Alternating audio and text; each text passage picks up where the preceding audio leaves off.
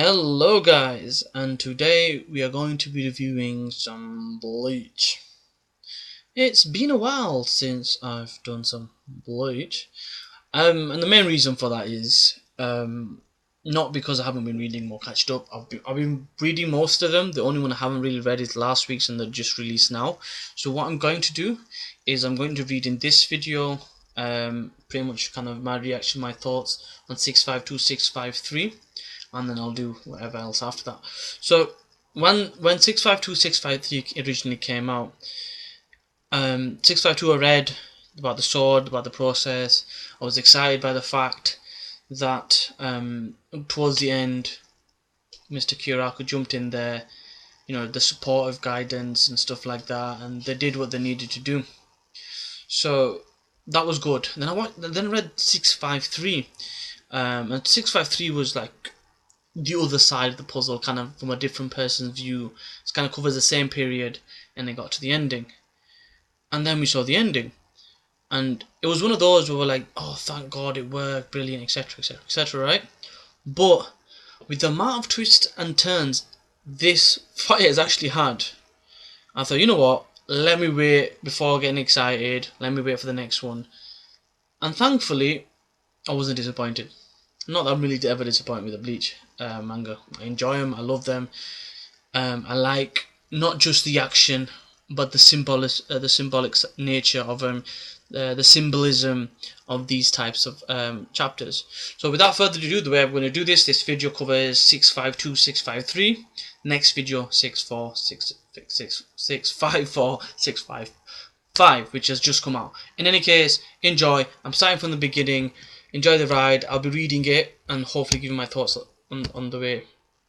So the chapter starts off, and I'm basing this on a Manga Panda / Manga Reader translation. I'm hoping by now there's not much of a difference, but we get the revelation of the sword. She takes a stance with her family's inherited sword, her Kyokin Shinken, and his response is, what is that sword? You get some fan art or some coloured pictures, which is not really relevant to the story right now, but then the next kind of panel is, that's quite the tacky shiny sword you have there. It shines so brightly one cannot even see the blade. What an eyesore is that sword. I'm glad is the response by Nono-chan. So at this point, when I read this the first time, I go, does this indicate a weakness? Does this show you that because his eyes are so powerful, he can see things, he got abilities, that in fact they're a weakness? So that was my initial thoughts when I saw this the first time. The response was, this sword reflects the ability of the gods it is facing off against. Sounding so retarded, I'm not reading that, sorry. So when you got this sword out, the first thing that we said, it wasn't designed to kill a man. It was involved in rituals. So it's a blessed sword, effectively used to fight against beings that of celestial nature, gods, exactly, etc. And it says, if it is reflecting the light from your eyes, that means it's diffusing the light you are emanating. So it's basically just effectively a glorified mirror that'll do damage. So then obviously Mr. Owlboy / X-Axis / Mr. Elite. I don't understand what you're implying, though it does not displease me to be referred to a god. How obnoxious is this dude? He's like, yes, I don't know what you're on about, but yeah, please continue praising me. Call me a god, yes. She goes in for the attack. So I cannot possibly accept such an important item as this. So this is obviously part of the flashback, and the name of this chapter was called Theatre Suicide, Scene 6. It says, this is something that will not respond to those, except anyone those basically not of the Issei house. No misfortune will befall you from having this. Besides those of the Issei house, you are the only one I can trust. So basically this is Nano's mother handing off the sword. Nano's, as a child, she was, please I implore you. The first thing I noticed was the hairpins. You know the guy, I hear he's a squad captain. So basically, the hairpins that she noticed were of Kyoraku's. So she wanted to join the Gyote 13 to find out more about him. And he basically came to the academy. So she saw him from afar, saw his back, so that's why she saw the hairpins. And he was always wearing or women's kimono. I think the idea behind this is it was a representation of the mother, his sister-in-law, Kiraku's sister-in-law, and it was a representation to him that he carried burden, he carried the curse, he carried the family lineage with him. It wasn't like a rare thing, because it was quite. He said it was. I think the next plan says because it was so common, you could find that by anywhere. He basically said, she felt that it was something that her mother would wear, but the hairpins is basically like her mother's.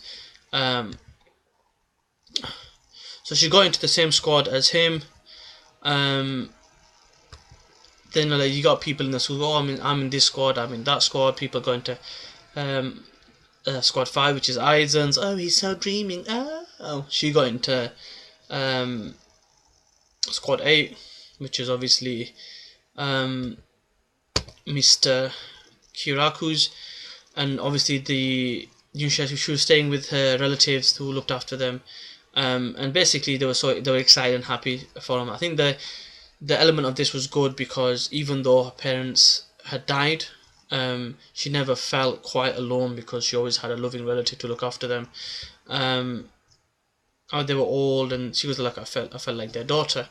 So she kind of explains at this point that she wasn't really that special from a sword wielding point of view. She didn't even have one, but she was good at Kido, so that kind of helped her excel and do well. So she's not much of a swordsman, and then somehow she got into squad 8. Hint, hint, Kiraku probably had something to do with it, and that's pretty much what she realised that was him once she saw the hairpins and the jacket effectively. I was after a while that once she joined, he realised that he changed his way of dressing slightly and got rid of the hairpins. And she basically said that at that point I realised this is the person who mother entrusted something precious to. So she knew from a very long time that this was the case, and the whole idea behind that comes in the later chapter. She says, "Do you plan to cut me down with that sword?" It goes back to the fight. "So be it. I'd like to see you try. There's no sword that basically can do that effectively." She tries, doesn't really get very far, but then it does somehow damage him, but light goes everywhere. But he repairs it that fast. He's got hyper generation.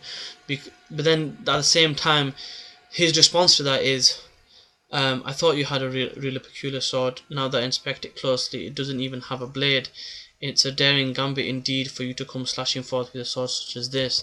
So he's realised obviously it's a blunt sword. It's not really made for hacking or slashing. It has that special ability because, like she was explaining before, it's all about rituals. So fight pretty much continues. Obviously, I'm surprised you won't cut me. His designs got even worse. He starts gloating. He basically pulls out what looks like a destructor disc, and he's basically saying, "You bragging. You wasted your opportunity to kill me." So as he's powering up, you can see that Nano-chan is scared, and then it does a kind of flashback, and it goes back to a conversation between Kiraku and his brother. It talks about execution. It says here, execution. Yeah, it looks like it might actually. No, it's actually Kiraku. My apologies there.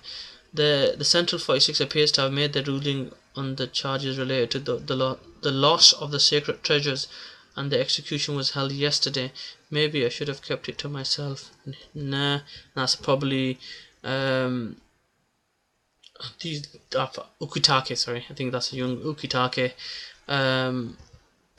And they're just friends from a very young age. I miss the dude. Why do you have to die? And basically then you see the passing of the torch. His brother's dying, and he gives the hairpin to his younger brother, which is Kiraku in this case. So that's like a burden he must continue. It's the image and the remembrance of his wife, his brother's wife, his sister-in-law. He takes it, and it's the burden that he carries. So he kind of, in his mind, he's kind of apologizing, saying, "Look, forgive me for taking the sword once again." He basically wants to be allowed to take up that burden, and from the shadows he emerges, and this is what got me excited the first time, and she reinforces the point that he's with her. So at this point I was excited. That's it, they're going to go in there and do the business. I was really excited about this point. He's got together with him, brilliant. So that's where it stopped. Then the next chapter, which is it carries on, it flashes back, but this time it's a flashing back from the conversation between Kiraku's brother and his brother's wife. So remember, the mother had two. She gave one to him, and she kept one herself. So she's basically proud of him. He's suppressing hollows. She goes, it inspires me. So it's like I'm with you. Basically, that was the whole idea about the hairpins as far as I was concerned. So, being the younger brother, he's always snooping, and younger brothers are how younger brothers are. It was annoying his older brother. For that, he got headbutted and looked like he got bust nose. But he goes, "Get on your bike, mate. Go home and study or something." But he realised, he goes, "Look, you seem to have gone, you're calm and content in your old age." And he goes, "It's nothing like that, but I've quite mellowed out because of the female. So it's her kind in that it's kind of like her personality, her natures, what she does, her kindness has kind of rubbed off, and that's kind of what she's seeing. And the fact that he's taking the hairpin is kind of representation that they're always together effectively." So it continues, but this time when it's continuing, it's a continuation from, it's like an internal dialogue. The dialogue is about what Nana-chan's going through. She's carrying on the fight. So now she's feeling fear. This is the point where I said earlier on in the other chapter where he's ready to do his destruct or dish type of thing, and she's scared to move now. So she's like, I had no idea of this frightening. She's already been caught. She goes, it caused some serious injury. Now, a lot of people were calling bullshit on all this because the idea was she's a vice captain, she's powerful, well, she's meant to be powerful. Why is she getting scared of a cut? She's never been hurt herself. The problem people miss with this is how she's got to that position. So she got to that position because her uncle was a captain, and that's the only reason. Now, she was good at Kido, but she wasn't an out-and-out brawler. No, not like a Abarai Renji or a Byakuya or any of the other Shinigamis that are all-out battle specialists. So she's a Kido specialist more than, and she should have really been in the Kido corps. But Kiraku did his thing and got underneath her. So he's obviously looking after her, but at the same time, that's why she's feeling this way. So it's not because she's weak for a vice captain. It's because she should be in the Kido corps. She's not really that much of a fighter. She didn't even have a proper Zanpakuto. And then it kind of goes back to the ending of the last chapter where she realized they're together and he's behind them. And it looks like the Senzo disc has turned into Saturn and it's basically blasting energy beams everywhere. And then the enemy realizes that he's turned out. Then for some reason Saturn it looks like a wormhole. And you get the same kind of boasting from the enemy saying, "Oh, you're hiding, are you? What kind of commander are you?" So that then they do the whole. He does what he goes, basically, listen to the sound of my trumpet and perish. The idea behind angels is kind of referenced here, I guess, in the sense that I believe it's in Jewish, it's definitely in Islamic religion and text, where at the end of the world there'll be the blowing of the trumpet by one of the angels. Raphael, I think he's in the Bible, and Israfil is his name in the Quran. So that's the idea, the reference that he's really doing with the trumpet. He's trying to be a god, a type of angel. Ignore the noise, apologize. And basically the idea behind it is the reference to that, really. God's trumpet is what they refer to in the notes. So he reassures, he basically says, "Look, I'm with you, do not worry about it." She obviously says yes. She moves forward. She kind of thinks back of all the times that she's had with him. She feels supported, reassured, and she goes in for the kill. And effectively, the attack in itself, do not get this twisted, is OP as hell. It levels the area. Everywhere around the blast radius is destroyed, but for the section that was repelled by the sword. And you can see it looks like he's being cut in half. He doesn't know what's going on, and he realizes that the ability is to reflect. I don't know why he's just realized this, because she's literally told him this a chapter ago at least. And then she goes, oh yeah, you said something about this, or to claim you can brush away the power of a god. But then he explodes. So it's kind of weird how it ended. I was excited the fact that he's done this, but then I kept thinking about Kiraku's Bankai, and the fact that when he did his Bankai, he somehow came back, right?